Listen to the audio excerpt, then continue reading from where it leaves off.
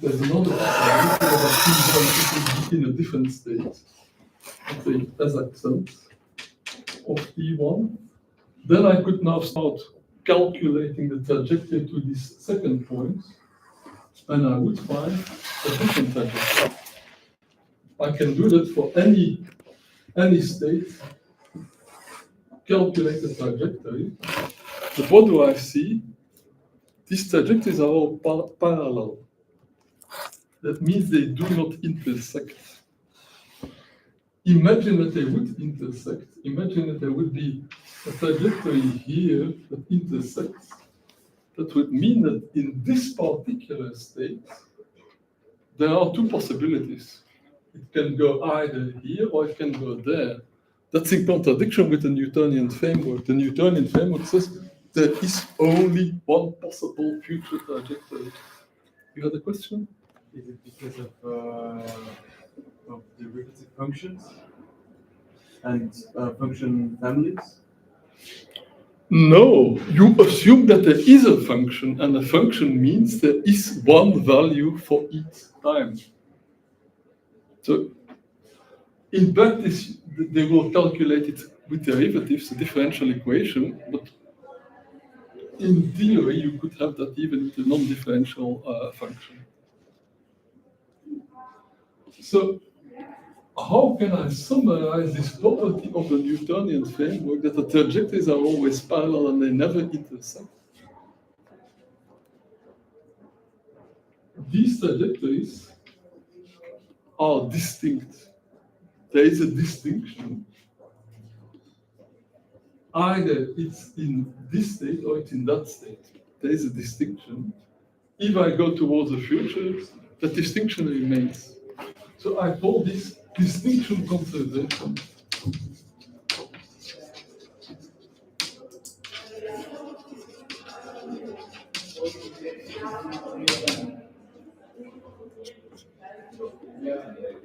Distinction conservation towards the future, but also towards the past.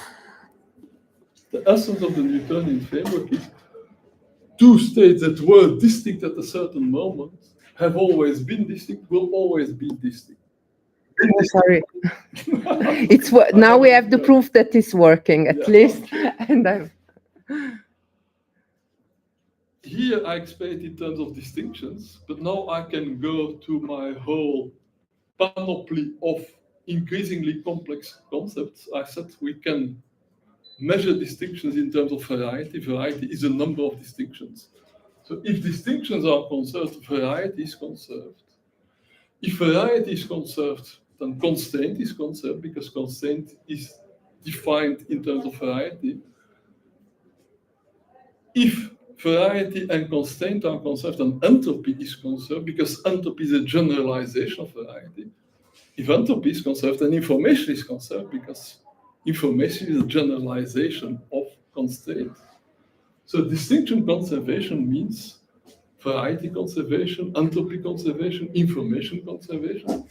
And that's what you would expect. Information conservation means if I have precise information about the state at time t1, then I have perfect information about all future states, about all past states.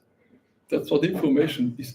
Information is what tells you I am here at this moment in this state. So if the state is fixed, I have full information. That information is conserved. The same information I can deduce at any moment in the past or in the future. So we can reduce the whole Newtonian framework to this simple idea: is information is always conserved. Information and all the equivalents, entropy, distinction, etc. That now makes it interesting to say, yeah, what happens if that's not the case? Because then we go beyond the Newtonian framework. Beyond the Newtonian framework would be, there are two possibilities. One is my trajectory splits.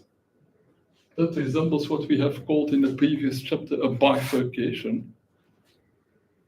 Here, I have one possibility. Here, I have two possibilities. I have created a distinction.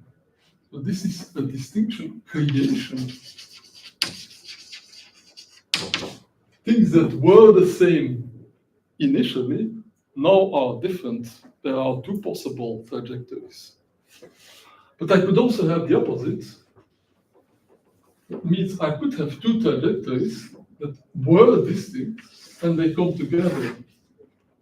That is distinction, destruction.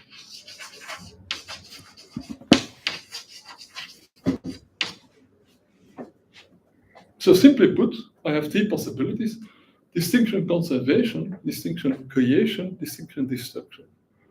And what I call distinction, I can just as well call variety, entropy, constraint, information. In this case, I lose information. Why do I lose information? Here I knew on which trajectory I was. Here, I don't know whether I come from there or I come from there. The original information, I'm on this trajectory or on this trajectory, I'm on this state or in this state, has been lost. So let me give you a simple example of that. Imagine that I have a pit, a hole in the ground, and I have a ball. The ball will roll into the pit and will stop at the bottom. Why is it a case of distinction destruction? Because the ball could as well have started from here, and it would have ended up in the same place. Suppose that I come and I find the ball at the bottom. I don't know where the ball came from. I cannot reconstruct the past. I don't know whether the ball came from here or from there or from somewhere else. The only thing I can say is the ball came from somewhere around the pit, and it ended up at the bottom of the pit. Distinctions have been destroyed. Information has been destroyed. I have lost information. Now let's imagine the opposite situation. I have a hill that looks like that, and my ball is here. Now the ball can roll down there, or it can roll down there, it can roll down there. And I may find the ball here, or I may find the ball there, or I may find the ball there. I started with one state, I end up with a number of different possibilities. Distinction creation. Distinction creation, that means that, in a sense, there is more information. No. Actually, in this case, the number of possibilities has increased. The variety has increased. So you see there are these different possible dynamics. The simple Newtonian dynamics, everything is conserved. A dynamics where I lose information because different initial states lead to the same endpoint. And a state where, in a sense, I'm creating information because the same starting point can lead to different endpoints.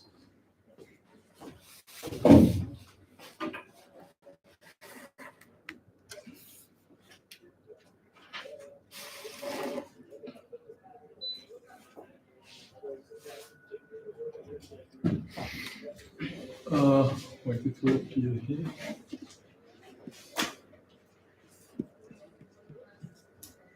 I hope. Yeah. Just page. I don't know which page that is of the slides. 79 slides. So here I have put the three possibilities together. One is distinction conservation. The trajectories are parallel, they don't intersect. Number two is distinction destruction. Two distinct trajectories come together in one trajectory. The third is distinction creation. One trajectory splits into two.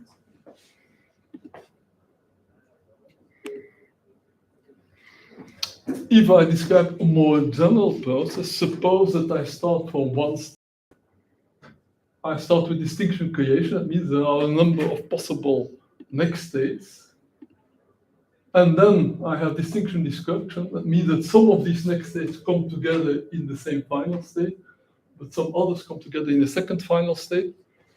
Here I have the different processes together. In between there is distinction conservation. Here initially there is distinction creation. At the end there is distinction destruction. That's what you would expect from a general process. Some parts conserve information, some parts create information, some parts destroy information.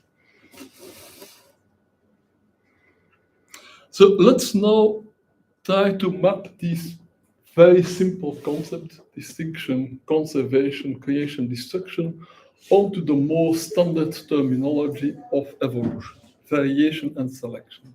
So these terms, distinction, destruction, that's my term. Information conservation, that's kind of implicit in lots of scientific things. People don't speak about it in those simple terms, but basically that's what they mean. The terms that we use more often are variation and selection. Now we can express them in this framework because variation basically means that things happen and you don't know what they will lead to. Variation, often it's just variation is random, but random is a little bit of a term that has a specific meaning in terms of probability. It doesn't need to be random. It's sufficient that variation is unpredictable. Variation means my system undergoes variations and I don't know what these variations are. And there's a nice idea to represent it. It's called a random walk. So the idea is I have a system that starts at a particular point and it just moves randomly. It goes in any direction and I have no idea in which direction it's going. And a comparison that's often made is a drunkard's walk. Suppose that I'm drunk and I don't know where I'm going and I'm doing this and I'm going there and then I'm going there. You can't predict where I will end up. That's a random walk. It just means there is no direction in the movement. It changes and you can't predict how. Now this random walk is a very useful concept. It's used in lots of simulations because lots of things behave as if they are undergoing a random walk. One of the most famous ones is called Brownian motion because it was first observed by somebody called Brown. I don't remember what else Brown has done. I don't think he was that famous, but he has given his name to that. Brown was looking under a microscope at very small particles, a little bit of dust, just in water. And he noticed that these particles were behaving like that. They were moving with little irregular movements. And afterwards, we understood why they do like that.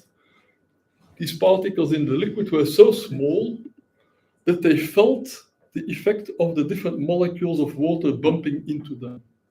And because the movement of molecules in a liquid or in a gas is random, it means that that little particle was moving randomly or was doing something like that. Now, at first sight, a random walk means you have no idea what's going on. But you can say some things if you think in the longer term. And the example I use is, imagine that a bottle is thrown into the sea. You're on a ship, you throw a bottle, let's say you're a romantic soul and you want to leave a message and you throw a bottle in the sea and you're curious whether somebody maybe in 10 years will find it somewhere on a beach. Now, what can you say about where the bottle is? We assume that the bottle is undergoing a random walk. That means the different waves and the winds are pushing the bottle in different directions. You have no idea where the bottle will end up. But there's one thing you can be sure of, is that the longer you wait, the wider the area in which the bottle will be. If the bottle was thrown here, after 1 day, it will be somewhere in this area. After 2 days, it will be somewhere in this area. After 3 days, it will be somewhere in this area, and the longer you wait, the bigger the area in which the bottle will be. You can go more deeply into the mathematics, which I will not do, by saying the probability of finding the bottle will have something like the shape of the Gauss curve. That means it will look like that. It will be highest in the place where you originally dropped the bottle, but as the bottle moves, the probability will come more flat. That means if you wait long enough, the bottle could be anywhere in the ocean. Now, if you think of these probability distributions, it may remind you the way I defined entropy. Entropy is characterized by flat probability distributions. That means what's happening with the bottle is the longer you wait, the higher the uncertainty, the more the entropy it is. If you drop the bottle in the ocean and then 1 hour later you say, oh, I forgot something important, I put something in that bottle that I shouldn't have, I need to recover it, well, you're probably still likely to find it. Your uncertainty of where the bottle is relatively small. You will have something like this. If this is your probability, and this is the position of the bottle, it will look something like this. So if you search in that area, you're almost certain to find it. But if you wait too long, the probability distribution will become like that, and it will become hopeless to find your bottle. So now we understand what that means with this entropy that is either flat or peaked. It's peaked if the random walk hasn't been going on for too long yet. It's still in the place where it used to be, and you know it's no longer exactly in that same place, but it's probably close to the place where you adopted. But the longer you wait, the more the uncertainty goes, the more the entropy goes, the less you know, the less information you have.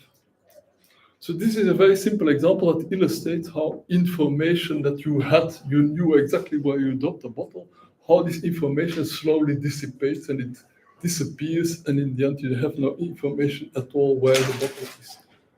Maybe your only information will be that it's somewhere in the Atlantic Ocean, meaning that it's probably not yet in the Pacific Ocean, but that's of course very small information compared to your information that you knew exactly where you dropped the bottle.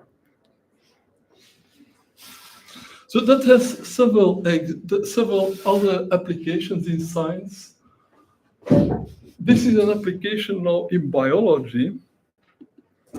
Imagine that you have some simple creature, a virus or a bacterium. That bacterium has a particular genome, so it has genes. All the possible genes that this genome could have define a state space. Now, you start with one bacterium and you let that bacterium reproduce. It splits in two, and it splits in two, and it splits in two. And each time it splits in two, there is likely to be some small mutation. That means there is maybe an error introduced in copying the DNA from the one bacterium to the offspring bacterium.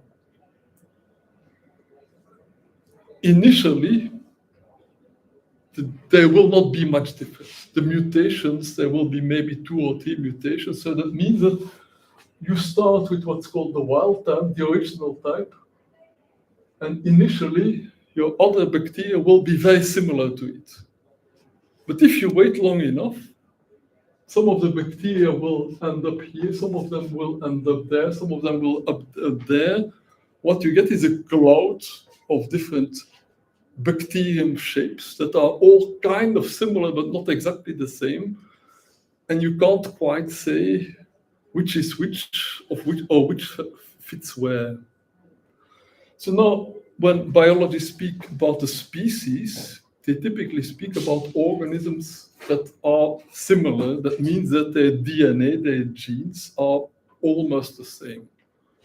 Like each human has their own DNA, it's unique, but my DNA and your DNA is probably 99.9% the same, because we are the same species. If you go to a different species, if you go to chimps, you may find that it's only 98% similar. If you go to whales, maybe it's 92% similar. If you go to octopuses, it may only be 50% similar. And if you go to something completely different, like a bacterium, it may only be 5% similar. So species normally have DNA that's very similar. So that means that you could say, let's say, if you represent the different types of genes as dots in the state space, like there, what you typically will find is this is one species, this is another species, and there's a clear separation. Let's say that's a cat, that's a dog. Nothing in between. There are no dog cats. You can't cross a dog with a cat, so there is nothing that is in between those two. But with those bacteria, you don't have that. Because these bacteria mutate and continue to spread out, and that is called the quasi-species. That means it's kind of like a species, but it's not as well defined as a species. In the case of a dog and a cat, the definition in biology is they're not the same species because you cannot cross the one with the other. You cannot have a dog and a cat a crossover. That's why they are different species. With those bacteria, the bacteria just split in two, and each split may introduce a mutation. So there's not really a criterion. So that's why they speak about the quasi-species. That also means that if you have this kind of situation, you have variation, that means random mutations, the entropy increases, the original information diffuses. So there is some change happening, but it's not a directed change. At this level, we are just speaking about variation, we're not yet speaking about selection. So this happens, and that is called neutral evolution. Normally, evolution is under the influence of natural selection. That means that some of the variations are kept, some of the variations are eliminated. But sometimes, like in this case, well, all the variations are more or less equivalent. There is no really difference, there is no direction of evolution, and then we speak about neutral evolution. So neutral evolution is not a general rule, but it can happen that all these bacteria have small mutations that make that they are almost as good the one as the other, and therefore natural selection doesn't have any effect.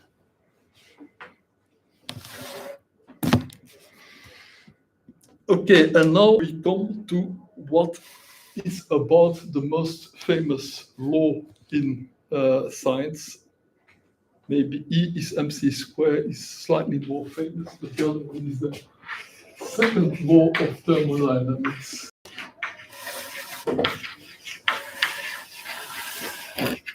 In case you wonder what the first law is that if energy is conserved, which is a very general law of the whole of physics. Now the second law is not about energy, but about entropy. So to understand that law, that's why we needed this whole preparation in terms of these bizarre formulas with logarithms. So the second law of thermodynamics says that if you leave a system on its own, entropy will tend to increase, and it will never spontaneously decrease. Tend to increase, that means that the longer you wait, the more entropy there will be until the entropy is maximum. So that's a very important conclusion, that is that the system tends to go towards this maximum entropy stage, which, if you interpret it in terms of disorder, would seem to say that all systems become disordered, all order gets lost. But let's go into more details about what it means exactly. And for that, we will use a famous example, the box with two compartments. imagine that originally that box in the middle is closed. That means there are only molecules in the left-hand side. Let's assume that the right-hand side is as yet empty. So I have a box.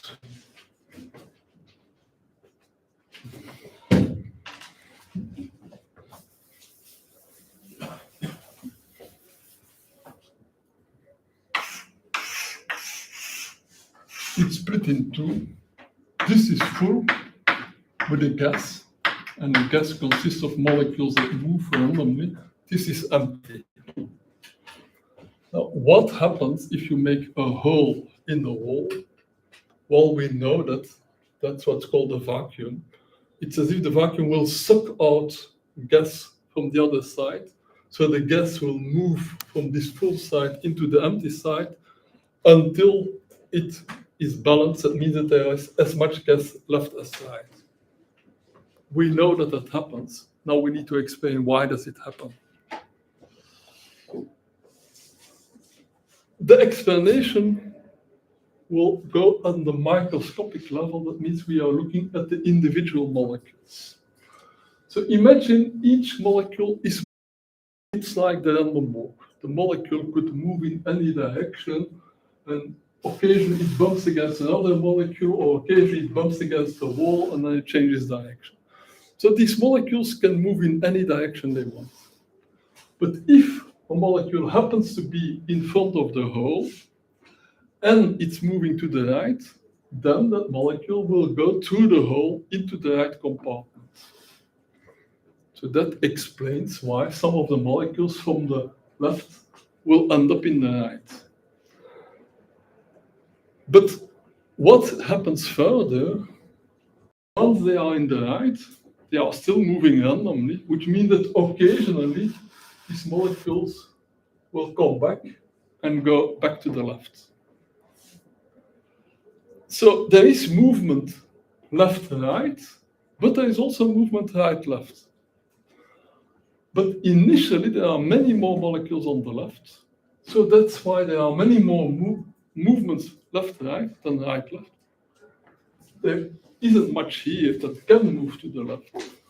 Here, it's full of molecules that can move to the right. So initially, it will be mostly one-way movement. But then, as this right compartment gets filled up, the number of molecules there increases, which means that there are also more molecules that will occasionally move to the left. And when does the process stop? When there are about as many molecules left and right.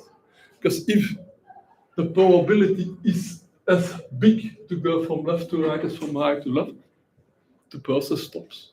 It's in equilibrium. So that is a very simple, intuitive example that shows why entropy tends to increase. Because let's interpret it in terms of entropy. Initially, everything was on the left. That means we were certain that a molecule would be on the left.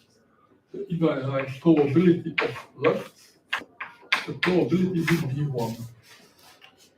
The probability of being on the right would be 0. Now, if you remember from last week, if probabilities are 1 or 0, the formula for entropy gives you 0 entropy. If you know exactly where they are, the entropy is 0. Of course, I'm speaking about the entropy of being either left or right. I'm not speaking about the entropy of the individual movements. I don't know exactly where the molecules are. Here, I'm keeping it simple and speaking just about either being left or being right.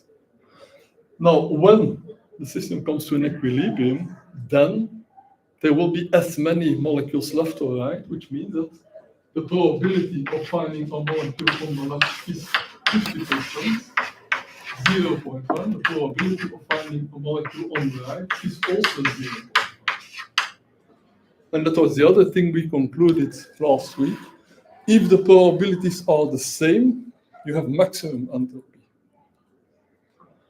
So what have we found? We started with 0 entropy. We knew exactly where the molecules were. They were all on the left. We ended up with maximum entropy. That means we have no idea whatsoever whether a molecule is left or right. Left or right is equal probability. In between, there has been an intermediate stage where there were still more molecules on the left and on the right. Then my entropy would have been intermediate between 0 and maximum. If, let's say, there was 75% chance of finding it on the left and 25% chance of on the right, I could plug those in the formula for entropy, and I would find an entropy that is not as big as the maximum, but that is bigger than 0. So what this illustrates is how entropy gradually changes from minimal to maximal. So this example is the example that explains the second law of thermodynamics. If you leave a system on its own, it means I'm not doing anything, I'm not manipulating these molecules in any way, I just let them move randomly, I end up with something that has more entropy than I started out with. Yeah. Once we reach equilibrium, would these probabilities be proportional to the sizes of the containers? Like, if I had one container that's double the volume of the other, would it be like one is half? Yeah. The probability. Okay. Yeah. But in that case, I probably wouldn't say that my entropy has diminished because of that, because a bigger volume means, also I have more uncertainty about where in the volume it is. So here I have made it extremely simple, saying either left or right, or we're not going to speak about where left or right they are. Okay, that's maybe the time to have a 10 minutes break.